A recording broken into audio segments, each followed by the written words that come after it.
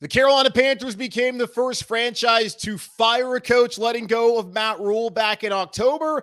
Now they're the first franchise to hire a coach as they hire Indianapolis Colts former head coach and the first quarterback in franchise history, Frank Reich, as their head man. We'll break it all down right here on Locked On Panthers. You are Locked On Panthers, your daily Carolina Panthers podcast. Part of the Locked On Podcast Network. Your team every day.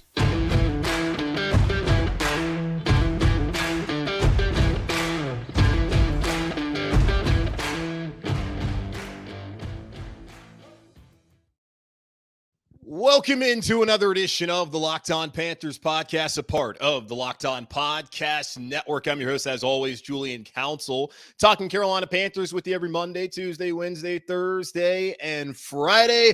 Make sure to watch the show and subscribe to the show over on our Locked On Panthers YouTube channel, where I am live right now, because as I've told y'all, anytime there's live breaking news, like the Panthers hiring a coach, I'll be right here as soon as I can, live on YouTube to break it all down. So make sure to subscribe so you don't miss the next time I go live. And I guess you're probably working too, so maybe you missed it. But if you ever missed an episode of a live show, it's okay. It's always in your podcast feed, wherever you're listening to this show right now. Just make sure to rate, review, and subscribe so you never miss a single edition of Locked On Panthers. And be sure to follow me on Twitter at Julian Council for whatever comes through my mind that I feel like tweeting, but also to participate on the weekly Friday mailbag on Locked On Panthers. Now, as you imagine, this is Friday's show, so I'm not doing two shows today, guys. I got some other things I got to do. I got to go on TV later on. I got to go on radio in Baton Rouge, I guess. I'm not complaining. I'm totally happy to do it. Very happy people call me. I actually already did an interview in Raleigh while I was literally on the can. I got a phone call like, hey, are you ready to go? Or like, can you do it? I'm like, I'm kind of trying to use the bathroom right now. But sure, I know TMI, I'll do the interview. So I've got a busy day. Will not be doing Friday mailbag questions this week. Maybe I'll do it on Monday, but it depends on what else comes out as we continue to break down the Carolina Panthers hiring Frank Reich. But either way, at me, DM me to participate in the weekly Friday mailbag whenever we do it again on a Friday, which again will not be tomorrow. Today's episode of Locked On Panthers is brought to you by LinkedIn. LinkedIn Jobs helps you find the candidates you want to talk to faster. Post your job for free at linkedin.com/LockedOnNFL. I wonder if David Tepper used LinkedIn to find Frank Reich, who is the new head coach here in Carolina for your beloved Carolina Panthers. They fired Matt Rule back in October. The first job on the market that was available is now the first job that became unavailable on the market here in 2023, as there's 5 openings. Now only 4 as the Carolina Panthers have their new man and former Indianapolis Colts head coach Frank Reich, and the first quarterback in franchise history here in Carolina. Frank Reich took the first snaps back in the inaugural 1995 season down there in Clemson and started the first 3 games in franchise history. And he has a background outside of that here in the Charlotte area, as he attended seminary in Charlotte after his playing career and still maintains an off-season home in the area. And one of his daughters, like I mentioned recently, a week ago, started working in the Panthers marketing department. His brother just finished his 22nd season as head coach at Wingate, right down the road on 74 here in the Charlotte area. So Frank Reich, former Carolina Panthers quarterback, longtime OC, head coach of the Indianapolis Colts before being fired earlier this season, is now the brand new coach here in Carolina. Going into this process, we knew Steve Wilks was going to be likely a finalist for this job after the job that he did here in Carolina, going 6-6 over the final 12 weeks of the season. He said when he took over the job, he was going to do it his way, and doggone it, he did it his way, as he was able to establish an identity offensively for the team and maintain one of the best defenses in the league, but not enough to get to the Carolina Panthers to the playoffs. And because he was not able to do that, I did wonder if that was the end of Steve Wilks' chance to be the head coach here in Carolina. Either way, got a chance to interview. So did Jim Caldwell. So did Frank Reich. So did Kellen Moore. So did Shane Steichen. So did Ken Dorsey. Ben Johnson was going to, but he decided, actually, I'm good. And Mike Cathcart also interviewed, and we already know all the names. But the early trend here in Carolina was that David Tepper was looking at a young, offensive-minded head coach who had played quarterback. So it felt like Ben Johnson was going to be the guy up until he decided, actually, I want to stay in Detroit and hang out with Dan Campbell and continue to call plays there. I don't want to come home. Mama's home cooking, not enough for me to want to go back to Carolina and be the Carolina Panthers head coach. He also understands that the market might be better next season. And why jump at this job right away? Let me stay there in Detroit. So with that, David Tepper had to pivot. It looked like maybe Sean Payton would be the head coach here in Carolina, as the Panthers had an interview scheduled, then had to delay that after the tragic passing of Charlotte FC player Anton Walks. Eventually, they interviewed Payton on Monday, but it always felt like a long shot, even before guys like Roman Harper, who played for Sean Payton back in New Orleans, and of course played here in Carolina, now resides in the Charlotte area. Even before Roman Harper said, I never thought it would happen until now, with the Panthers being granted permission, it just felt like a stretch for the Panthers to give up a first-round pick, maybe more, maybe even 2 first-round picks to a division rival, and that the Saints would even want Sean Payton to go to Carolina. It never really felt all that real, even though, yes, they interviewed and there was momentum there at some point in time. But then the other day, it felt like Shane Steichen, the OC up there in Philadelphia, was going to be the next Panthers head coach after we had Ben Albright on the show. But he lets me know the next day that, oh, well, as soon as I got off the phone with you, I got a phone call telling me that actually Shane Steichen kind of bombed the interview, so it's not him. So on Wednesday, Carolina Panthers, we're down to the 3 finalists: Frank Reich, Steve Wilks, Kellen Moore. Kellen Moore, who interviewed on Tuesday, and then I guess was so impressive, they're like, how about you stay around for another night and interview for a second time on Wednesday? So he ends up not getting the job. It came down to Frank Reich, Steve Wilks, both coaches that were veterans. Frank Reich having coached in Indianapolis, as I mentioned. Steve Wilks having spent time here in Carolina before under Ron Rivera, then acting as the interim and having a 1 year where he had a raw deal in Arizona. It came down to those 2 veteran coaches and which one was going to prevail. What prevailed at the end of the day was Frank Reich in his resume as playing quarterback in this league, coaching quarterbacks, and oh yeah, an offensive background, which, as we've seen, that's what people are looking for now in the NFL. Look at the Final 4 teams playing on championship weekend. Look at all the coaches there. Kyle Shanahan, offensive background. Zach Taylor, played quarterback back in college, offensive background. Andy Reid, offensive background. Nick Sirianni, offensive background. That's what owners are looking at. It's not surprising that David Tepper went into this direction by getting Frank Reich. And the early reporting back when Matt Rule was fired was that he was going to look for an experienced head coach. And he did that. It shows the pattern of when an owner fires a coach, you typically try to find the opposite of your ex. Matt Rule was as green gets as far as the NFL goes. Spent 1 year as an assistant offensive line coach under Tom Coughlin up in New York. And outside of that, he was a college coach, and he is now back again where he's better suited at Nebraska as a college coach. He did not bring a staff that had nearly enough NFL experience, and that's part of the reason why he failed. We've been over it. Plenty of reasons why he failed, but not having that experience, it made sense that David Tepper would then want to go find someone who has the experience of winning a Super Bowl as an offensive coordinator with a quarterback in Nick Foles, which I don't think we really understand how much of a miracle it was that Nick Foles was able to do what he did a couple years ago, outdoing Tom Brady in that Super Bowl. And Frank Reich was a part of that brain trust with Doug Peterson, the former head coach there in Philadelphia, now the head coach down in Jacksonville, and John DeFilippo, who was a quarterback coach there in Philadelphia also that season. You cannot give them enough credit for what they were able to do to not just get them to the Super Bowl with Nick Foles, but win the doggone thing with him. So it made sense that David Tepper would then go with Frank Reich based off of what he was able to do as an OC, the success that he had when he had a quarterback in Indianapolis, and that he's an adult. Not to say that Matt Rule is not. Frank Reich, 61, David Tepper, 65, their peers. Tepper went out there, found someone completely different than Matt Rule. And we saw when Wilks took over in the way that he conducted himself, especially in the press conference, that he was no nonsense. He sounded like an NFL head coach, where Matt Rule's out here giving us excuses and Jay-Z quotes and never really fit the vibe of a big boy NFL head coach like Steve Wilks did when he was the interim, and like Frank Reich did in Indianapolis and will now that he's here in Carolina. And when you look at Frank Reich in his tenure in the NFL, he's had success. He's also had not success, and there's a reason why not success. There's a reason why he was even available. And we're going to talk about that here on the show. We're going to talk about it over the next couple of days and weeks and months heading into the 2023 season. We have plenty of time to break that down. I'm going to talk about it a little bit later as we now have to wonder, what's the plan at quarterback for Carolina?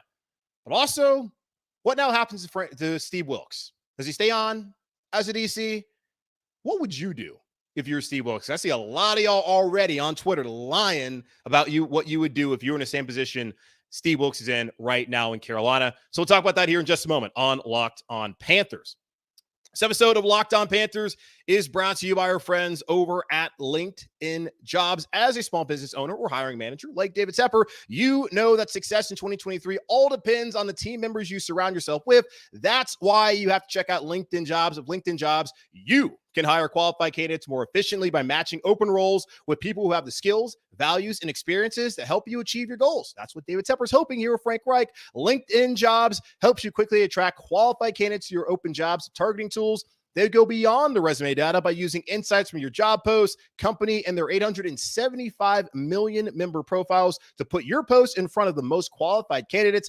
Identify the most qualified candidates on LinkedIn Jobs and connect with them fast and for free. LinkedIn Jobs makes it easy to screen and rate applicants based on your job qualifications, all on one platform. It's why small businesses rate LinkedIn Jobs number one in delivering quality hires versus leading competitors. LinkedIn Jobs helps you find the qualified candidates you want to talk to faster. Post your job free at linkedin.com/lockedonnfl. That's linkedin.com/lockedonnfl to post your job for free. Terms and conditions apply.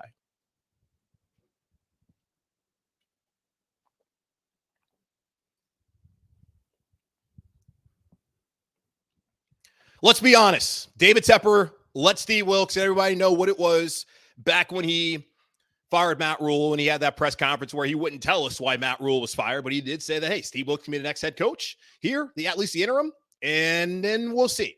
And when people asked, hey, would Steve have a chance to get the job? He said he would have to do an incredible job to even be considered. So we knew right then and there back in October that Steve Wilks very likely was not going to get the Carolina Panthers job.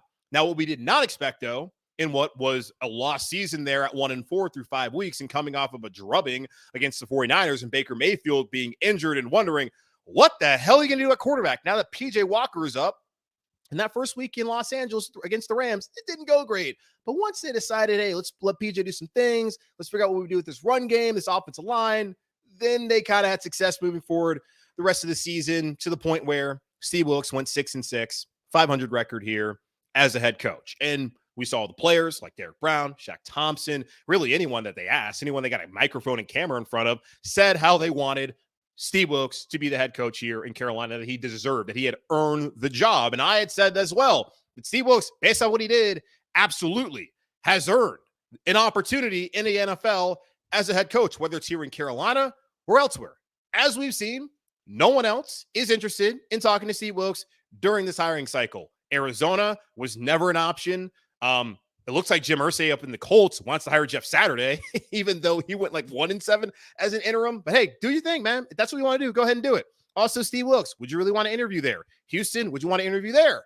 And in Denver, I guess didn't want to talk to him. And most of these owners, like Benjamin Albright told us the other day, pretty much knew who they wanted to talk to at the beginning of the process when it started. And Steve Wilks was not one of those names. Now, I'm sure there's going to be a litany of teams out there who need defensive coordinators that are now going to be interested in Steve Wilks' service. But I felt like, and I still feel this way, that Steve Wilks has earned a shot at being a head coach again in the NFL.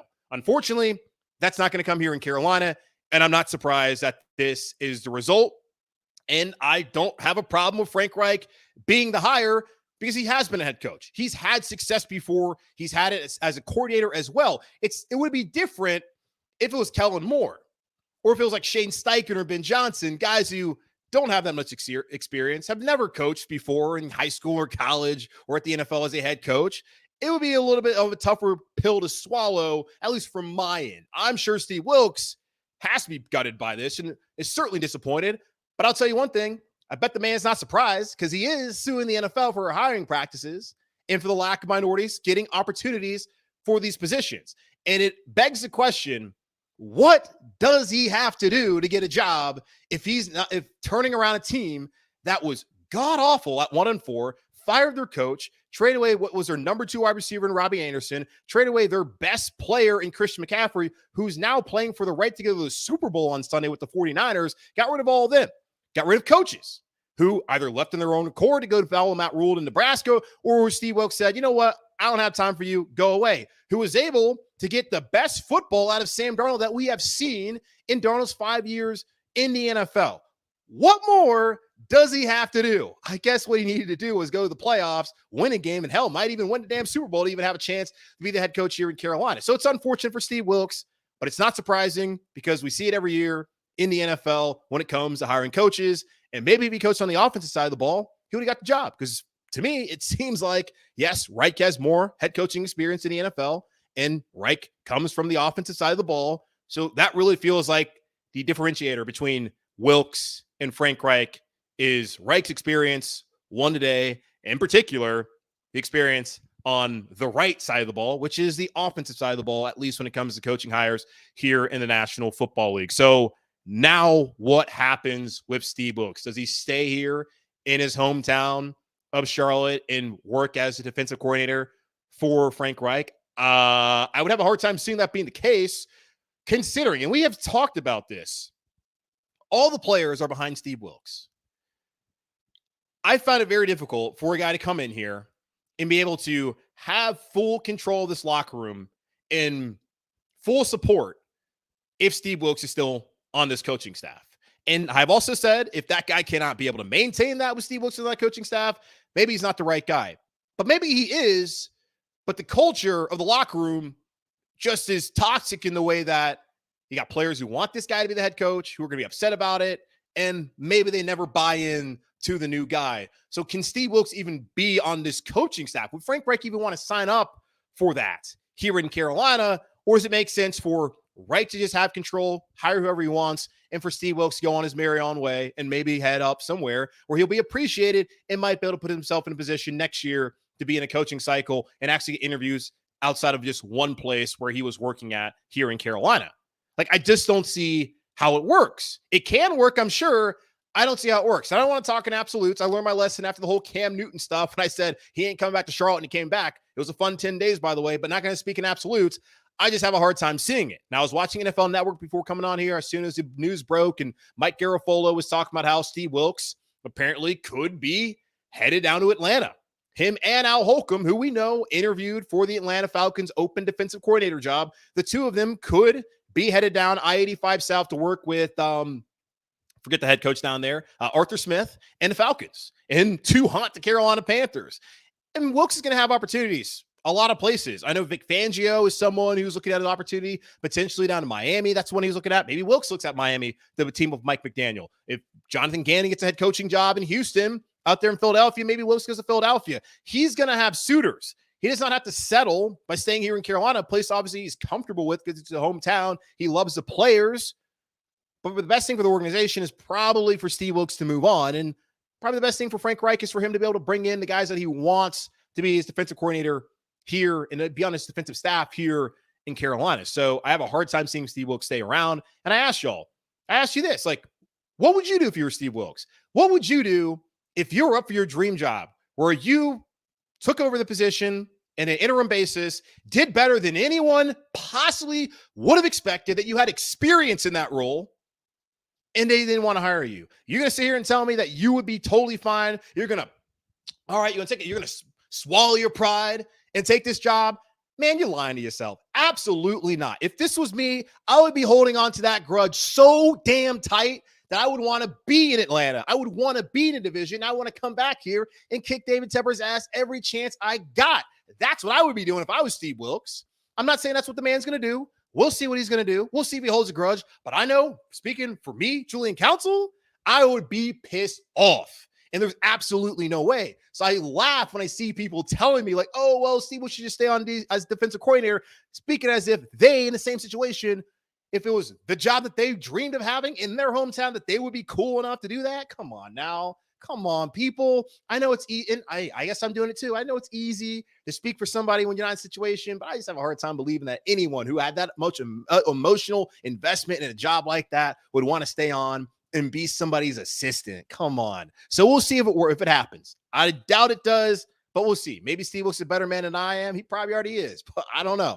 Apparently, though, according to Mike Garafolo, as far as potential defensive coordinator candidates, and we'll go over this next week and throughout the next couple of weeks as the staff comes together, Gus Bradley, who was the DC or still is the DC there in Indianapolis under Frank Reich. He currently is under contract, though, So we'll see what happens if Jeff Saturday ends up getting the job or somebody ends up getting the job, whether they want to keep him on or not.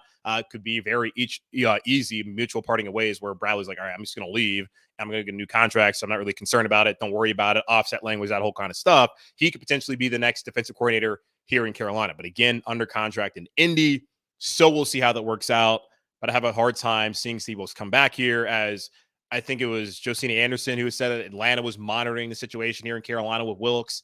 And I really, because they had already interviewed Al Holcomb. And certainly, I'm sure Arthur Smith had an idea that, hell, maybe I could get both of these guys to come down here and fix this defense, which has been trash for like the last 4 seasons. So, of course, they were monitoring the situation because they had interviewed Holcomb, and they play the Panthers twice a year. So I didn't really feel like that was news at all, because I'm sure New Orleans is also monitoring it. Same thing with Tampa Bay.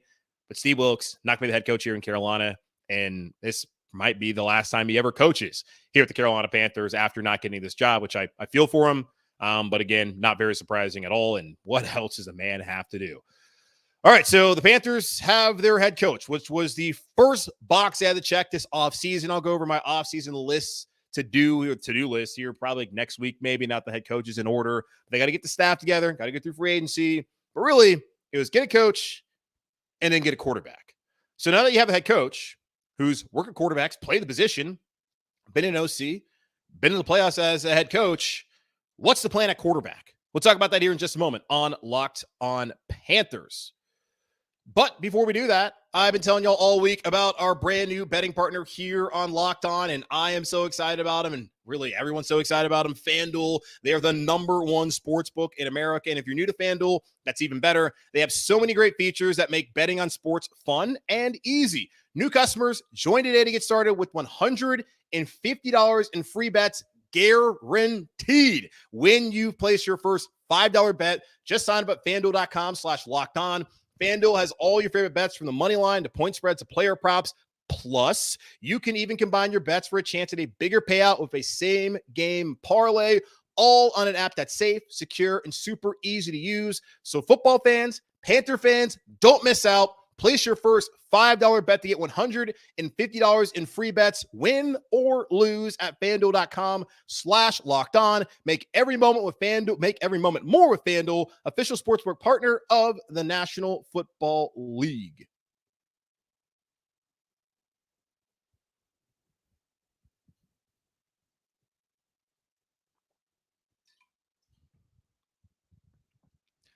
All right, so the Panthers have their head coach, Frank Reich. He is the head coach here in Carolina. By the way, Boomer Esiason will tell you that he was also a roommate with Frank Reich back in Maryland. If you've ever heard that before, he spent time in Buffalo, had one of the great, might still be the biggest comeback in playoff history as the backup quarterback there to Jim Kelly with the Bills in one of their 4 fails in Buffalo. They lost the Super Bowl 4 years in a row. Never forget. But he was there. But he also was here in Carolina as the first ever quarterback and was a starter for the first 3 games of the inaugural 1995 season. Spent time here afterwards working in seminary. His brother is the head coach down there at Wingate. His daughter now works for the Panthers as well. Worked for him. Hey, the Panthers wanted her before they wanted Frank Reich, and she's here in the marketing department. So it's a whole Reich family affair, as Frank Reich is now the new head coach here in Carolina. So that's great. But what's the plan at quarterback? From the beginning, for me, it did not really matter who the Panthers hired. One, because it's very likely we're back here in 3 to 5 years, because that's just the reality of coaching hires. But also, two, whoever comes here, their success is going to be dependent upon finding the right quarterback, finding and maximizing the talent of that quarterback, and that guy finally bringing stability here to Carolina at that position since Cam Newton, I guess basically 2017, because that was the last time we had a healthy Cam. So really, since 2017, the Carolina Panthers have just been on the whole merry-go-round of quarterbacks suck. And I'm sick and damn tired of it and ready for the Panthers to finally have that quarterback that we can actually place our hopes into and not be let down. Go ahead, place your hope in Baker Mayfield. If you did that, crazy. I kind of did it too. Sam Darnold, that was insane. Matt Corral, I guess it's still a possibility. But do you think Frank Reich took this job to coach Matt Corral? Maybe he did. I don't know. We'll see.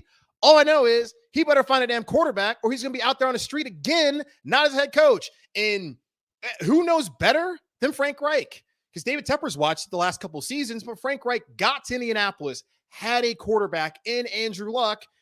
Went to the playoffs. They went 10-6, lost in the divisional round. They won their first game of the wild card round, lost in the divisional round at Kansas City the year Pat Mahomes won the MVP. So no harm and shame in that.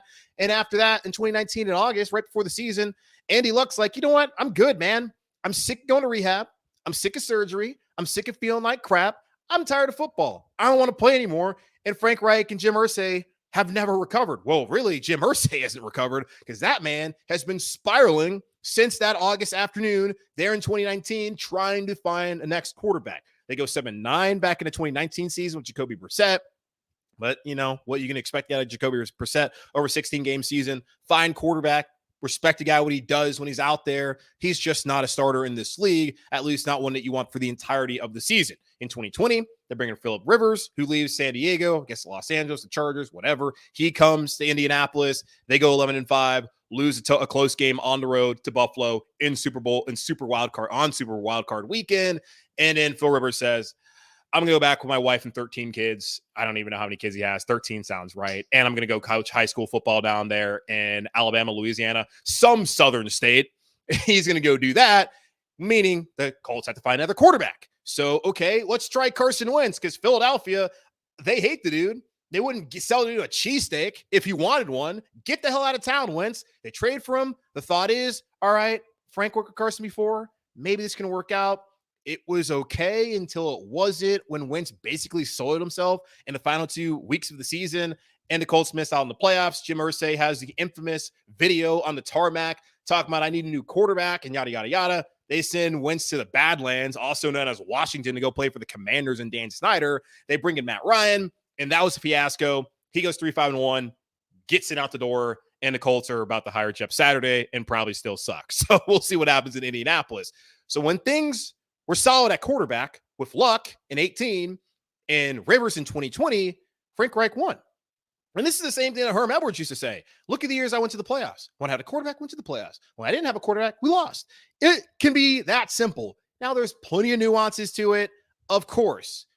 When you look at it right there, if anyone understands the importance of having a capable quarterback and having stability at the quarterback position, it's Frank Reich, because his entire career in Indianapolis was torpedoed because of the lack and inability to find a quarterback that could get them to just run basic plays and get to the playoffs. Had it with Luck, had it with Rivers, did not have it with Brissett, shockingly didn't have it with Carson Wentz, shockingly, obviously being sarcastic, and then Matt Ryan, who just needs to just go home, go do something else. Don't play football anymore. Go home, do TV. I don't care what you do. Just stop playing football, Matt Ryan. I get you got money. You're already rich. You don't need the money. So when he had a quarterback, things are great.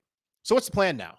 We heard earlier in the week that Benjamin Allbright told us that the Panthers, mainly David Tepper, really like C.J. Stroud. I've seen multiple mock drafts had the Carolina Panthers taking C.J. Stroud. I've seen him, Mel Kiper Jr. put Anthony Richardson up there the other day. Good God, man. Could work out. Might not. It's all a crapshoot. But for me, the Panthers now did not give a first-round pick to get Sean Payton.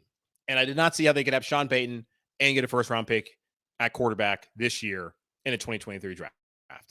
It feels like to me that the plan will be to get a quarterback there either at 9 or trade up to 5 or whatever it takes to get that right guy. And Frank Reich is the one who's going to work with that quarterback and hopefully bring sustained success here to Carolina, like we were promised when David Tepper fired Ron Rivera and went on state TV with Bill Voth and told us all about this plan of how he was going to turn this franchise around and he was going to do things that we have never done here before, because we've never had success according to David Tepper. I guess Panthers never went to the Super Bowl according to him, and they didn't go to the playoffs 4 out of 5 years during Ron Rivera's era according to him. And we never had music here in Charlotte also until David Tepper brought us. So thank you, David Tepper. The best gifts he's ever gave us to Carolina were music and Matt Rule, which we saw how that worked out. But the hope is now that Frank Reich and the right quarterback can right the ship and fix things here in Carolina. Because again, Frank Reich understands this probably better than even David Tepper. And he understands it just like us. The last 5 seasons, he's had a different week 1 starter at quarterback. It will now be 6 seasons with a 6 different week 1 starter because he has a new job here in Carolina. And we'll see if that starter stays and if they have success. Because if they don't, then, well, we're going to be right back here in 3 to 5 years with Frank Reich no longer the head coach. Whoever the quarterback is, no longer the quarterback. and then hoping that David Tepper gets it right that time. But I feel good about this hire. I mean, I'll just say this. I think Frank Reich's a good hire. I think it makes sense. He's an experienced coach. He's had success, as we talked about. We've seen the years why and when he had success and why he had success. And there's also questions to be asked about why were things not able to work out with Carson Wentz, the guy he had worked with before? Why were things so bad with Matt Ryan? I'm going to try and reach out to some people in Indianapolis, get some people on the show to provide way more context to Frank Reich's, 5 seasons there, 4.5 really, with the Indianapolis Colts, and understand what went wrong outside of the quarterback position, or is it just that simple?